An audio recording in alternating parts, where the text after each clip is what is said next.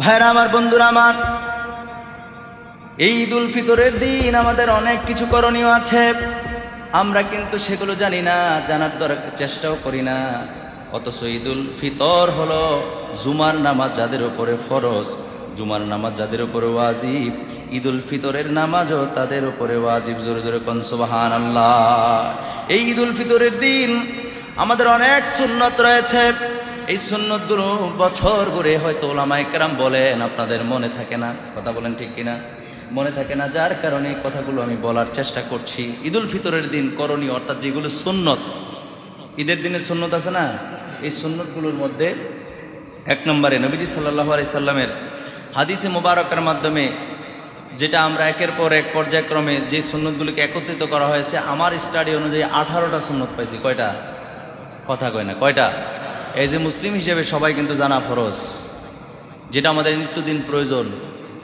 নবীজি সাল্লাল্লাহু আলাইহি সাল্লাম বলছেন না, তলাবুল ইলমি ফরিদাতুন আলা কুল্লি মুসলিম ওয়া মুসলিমা, অর্থাৎ প্রত্যেক মুসলমান নরনারীর উপরে দ্বীনি ইলম তলব করা, শিক্ষা করা ফরজ। সুবহানাল্লাহ কইতেন না? এই ফরজের ভিতরে এটাও পড়ছে, এটা আমাদের দরকার। জিনিসগুলো সুন্নত কিন্তু জানাটা কি ফরজ। এজন্য খুব মনোযোগ দিয়ে শুনেন। এক নম্বরে ভাইরা আমার, বন্ধুরা আমার, ঈদ উল ফিতরের দিন প্রথম হলো খুব সকাল সকাল ঘুম থেকে ওঠা। এটা একটা সুন্নাত। আমি সুন্নত একটা বলবো, আপনার বলবেন সুবহানাল্লাহ। আমি এক নম্বর সুন্নত 18টা বলবো ইনশাল্লাহ। এক নম্বর হলো ঈদের দিন খুব সকাল সকাল ঘুম থেকে ওঠা, এটা নবীজির সুন্নাত। দুই নম্বরে নবীজি বলেন ঈদের দিন হিসেবে স্পেশাল প্রত্যেক ফরজ নামাজের পূর্বে ওযু করার সময় মেসওয়াক করা সুন্নত, কিন্তু ঈদ উল ফিতর এবং ঈদ উল আজহার দিন ঘুম থেকে ওঠার পরে ঈদের দিন হিসেবে যদি মেসওয়াক করেন তাহলে আরেকটা সুন্নত আদায় হবে। তিন নম্বরে নবী সাল্লাল্লাহু আলাইহি সাল্লাম বলেন ঈদের নামাজের পূর্বে গোসল করা। আপনি যদি গোসল না করেন তাহলে আপনার নামাজ হবে না। বিষয়টা এরকম না, নামাজ হবে কিন্তু সুন্নত থেকে বঞ্চিত হয়ে গেলেন। ঈদের দিন গোসল করা সুন্নাত। এবার আসেন 4 নম্বরে নবীজি বলেন সুগন্ধি ব্যবহার করা, আতর, খুশবু। এটা পুরুষ ব্যবহার করবে, মহিলা না। কিন্তু আমাদের উপরে ঈদ উল ফিতরের দিন বা ঈদ উল আজহার দিন আতর ব্যবহার করব, আমরা সুগন্ধি ব্যবহার করব, যার যার সাধ্য অনুযায়ী, যার কাছে যা আছে। মুসলমান হিসেবে আমরা আতর ব্যবহার করি, ঠিক না? তো আতর ব্যবহার করি, আপনি আতর ব্যবহার করবেন, আর একটা সুন্নত আদায় হবে। 5 নম্বরে নবী সাল্লাল্লাহু আলাইহি সাল্লাম বলেন চোখে সুরমা লাগানো, এটাও সুন্নত। চোখে সুরমা চিনেন নি?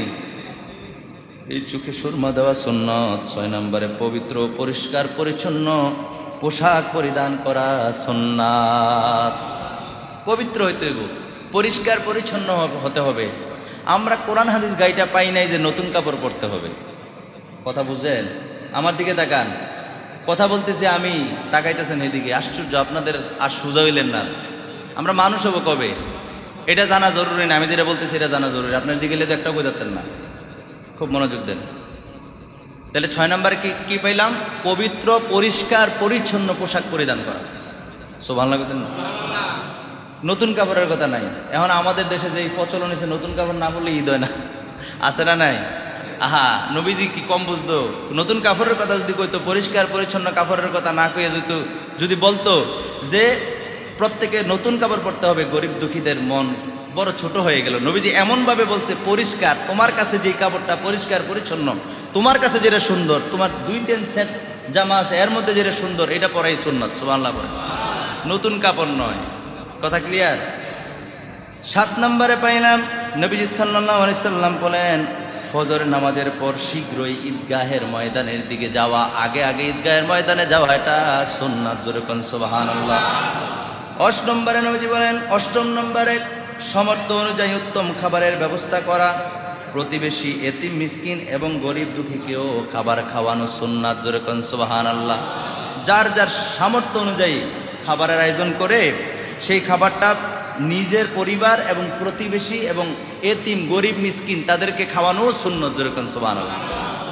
এরপরে পাইলাম 9 নম্বরে ঈদগাহে যাওয়ার পূর্বে ঈদ উল ফিতরের সময়, ঈদ উল ফিতরের কারণ চলে গেছে, সমস্যা নেই, মনোযোগ দেন। ঈদ উল ফিতরের সময়, ঈদ উল ফিতরের দিন মিষ্টি জাতীয় খাবার খেয়ে ঘর থেকে বের হওয়া সুন্নাত।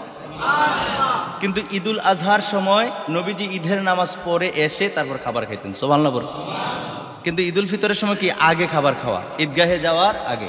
কথা বুঝতে পারছি ভাইরা আমার, বন্ধুরা আমার। এরপরে 10 নম্বর যেটা পাইলাম সেটা হলো ঈদগাহে যাওয়ার পূর্বে ওই যে সদকায়ে ফিতর, যেটা এতক্ষণ আলোচনা করলাম, এই সদকায়ে ফিতর ঈদের নামাজে যাওয়ার পূর্বে আদায় করা, এটা আর একটা সুন্নাত। জোরে কোন সুবহানাল্লাহ। কত সুন্দর, কত সুন্দর, কত সুন্দরভাবে নবীজি সাল্লাল্লাহু আলাইহি সাল্লাম এই কাজগুলি করার জন্য বলেছেন। এরপরে দেখেন, এরপরে নবীজি সাল্লাল্লাহু আলাইহি সাল্লাম বলছেন যথা সম্ভব হলে পায়ে হেঁটে ঈদগাহের ময়দানে যাওয়া। তাহলে আপনি যদি পায়ে হেঁটে হেঁটে ঈদগাহের ময়দানে যান, এটাও সুন্নাত আদায় হবে। আমার নবী পায়ে হেঁটে ঈদগাহের ময়দানে যেতেন। যেরকম সুবহানাল্লাহ। এরপরে আরেকটা হাদিস শরীফ পাইলাম, এই হাদিস শরীফটা সিয়াসিত্তার হাদিসের মধ্যে আসছে, ঈদগাহের ময়দানে যাওয়ার সময় পথ চেঞ্জ করা, এক পথে যাওয়া, যদি আরেক পথ কোনো পথ থাকে ওই পথে আসা, এটা একটা সুন্নাত। কারণ আপনি এক পথে গেলেন আরেক পথে আসলেন না, রাস্তা ছিল, সুন্নত আদায় হবে না, গুনাহগার হবেন না, গুনাহগার হবেন না। আপনার রাস্তা নাই, তাহলে আপনি আসলেন না, বা রাস্তা আছে আপনি আসেন নাই, গুনাহগার হবেন না, সুন্নত থেকে বঞ্চিত হলেন। যে সওয়াবটা পাইলেন হলে ওইটা আর পাইতেন না। কথা বুঝাইতে পারছি? যদি কিছু বলবেন আপনি বসেন। এরপরে দেখেন, ঈদের নামাজটা মসজিদে আদায় না করে খালি ময়দানে খোলা আকাশের নিচে আদায় করা সুন্নাত। ঈদের জুমার নামাজের জন্য হলো মসজিদ, জুমার নামাজের জন্য কি, অন্যান্য নামাজের জন্য মসজিদ ব্যবহার করব, কিন্তু ঈদের নামাজের জন্য রাসূলুল্লাহ বলেছেন খোলা আকাশের নিচে। সুবহানাল্লাহ কোন না। এতে যদি রোদের আলো একটু বেশি লাগে অথবা কিছু বৃষ্টিও পিঠে পড়ে, শরীরে পড়ে, সমস্যা নাই। নবীজির হাদিস অনুযায়ী বাহিরে পড়ার জন্য যেহেতু নবী পড়েছেন, আমরাও পড়ব, ঠিক আছে। হাসরের ময়দানের সেই কষ্টের দিকে একটু খেয়াল করলে রুদ্র একটু বেশি উঠে গেলেও আমাদের মনে কষ্টে থাকবে না, ঠিক কিনা বলেন? আমাদের মনে কষ্ট থাকবে না। এরপরে নবীজি সাল্লাল্লাহু আলাইহি সাল্লাম বলেন 14 নম্বরে যে ঈদগাহে যাওয়ার পথে নিম্ন সুরে, ঈদুল ফিতরের দিন নিম্ন সুরে তাকবীরে তাশরিক পাঠ করা। সুবহানাল্লাহ। ঈদুল আজহার সময়, বড় ঈদ যেটাকে বলি, ঈদুল আজহার সময় আমরা কি করব? ঈদের নামাজের দিন জোরে জোরে তাকবীরে তাশরিক পড়ব। আর ঈদুল ফিতরের সময় নিম্ন সুরে কি পড়ব? আল্লাহু আকবার, আল্লাহু আকবার, লা ইলাহা ইল্লাল্লাহু, আল্লাহু আকবার, আল্লাহু আকবার, ওয়ালিল্লাহিল হামদ। এটা নিম্ন সুরে। কেমনে? জোরে বলুন কেমনে? যেহেতু রাত পোহালে ঈদুল ফিতর, এই জন্য কথাগুলো বলে দিচ্ছি। আপনাদের কি মন খারাপ হয়ে গেছে? এগুলো জানা খুব দরকার ছিল না? আমরা মুসলমান হিসেবে তো সুন্নতের দিকে খেয়াল নাই, কিন্তু দেখেন অনেকগুলো সুন্নত পাওয়া যায়। 14 নম্বর গেল। 15 নম্বরে পাইলাম চুল দাড়ি গুফ, চুল দাড়ি গুফ এগুলো ঠিক করা। এখন গুফ, আপনার গুফ কয় কোনটা তো চিনেন ভালো করে, দাড়ি তো চিনেন, চুলও তো চিনেন। চুল দাড়ি গুফ এগুলো আপনার অপরিষ্কার, আপনার দেখতে দেখা যায় মনে হয় যে একটা কই থেকে উঠে আসছেন, কয়েক বছর ধরে আপনার মানুষের সাথে আপনার দেহা সাক্ষাৎ নাই, কোনো জঙ্গলার থেকে আইছেন, এরকম যেন না হয়। অনেকে আছে মুস বড় একবার ঠোঁটের উপর দিয়ে হিটার মাইতে লাগিয়ে রয়েছে, আছে না নাই? হারাম। এটা কি নবীজি বলছেন গুফ ছোট করার জন্য, দাড়ি লম্বা করে ছেড়ে দেওয়ার জন্য, লম্বা করার জন্য। সুবহানাল্লাহ কইতেন না? আমরা এর ব্যতিক্রম দেয়া যায়, এর ব্যতিক্রম পাওয়া যায়। এর ব্যতিক্রম দেখলে বড় বুজুর্গ বললে মনে হয়, এরকম মনে করবেন না। শরীয়তের পায়বন্দি যে করবে না, আমি পূর্বের কয়েকটা আলোচনার মধ্যে বলছি, যার মধ্যে শরীয়ত নাই তার মধ্যে তরিকত, হাকিকত, মারেফত এগুলো হচ্ছে ভণ্ডামি ছাড়া আর কিছু না। যে শরীয়তের ধারদারি না, নামাজ পড়ে না, রোজা রাখে না, শরীয়তের যে বিধিবিধানগুলো এগুলা তার ঠিক নাই, সে রয়েছে কি মারেফত লিয়া, মারেফত না, এটা মাইরের ফত। কথা কোন ঠিক কিনা? এরকম যেন না হয়। তাহলে চুল দাড়ি গুফ এগুলো ঠিক করতে হবে। আপনাকে দেখতে মানুষের মতো লাগতে হইবে, জিন বুত ফেতনির মতো মনে হইলে তো আপনি আশরাফুল মাখলুকাত, তো লাভ হইল কি? কথা কয় না, ঠিক কিনা? একটু স্মার্ট ভাব আপনার মধ্যে থাকতে হবে। 16 নম্বরে হলো নখ কাটা। অনেকের নখ বড়, যেমন আমার নখও মোটামুটি ঘনে আসতেছে, আমারটাও দেখালে তো সমস্যা নেই। এই যে এখন আমি সময় মতো, আজকে জুমার দিন, জুমার নামাজের পরে নখ কাটা সুন্নত। সুবহানাল্লাহ বলেন। প্রত্যেক সপ্তাহে মনে রাখবেন, জুমার নামাজের পরে নখ কাটা কি সুন্নত সপ্তাহে। আর ঈদুল ফিতরের আগে, এবারে জুমার দিন তো আজকে শেষ, ঈদুল ফিতর মনে করেন যে কথা, যদি 29 যায় তাহলে সোমবার পরে নাকি, যদি 30 যায় তাহলে কি মঙ্গলবার।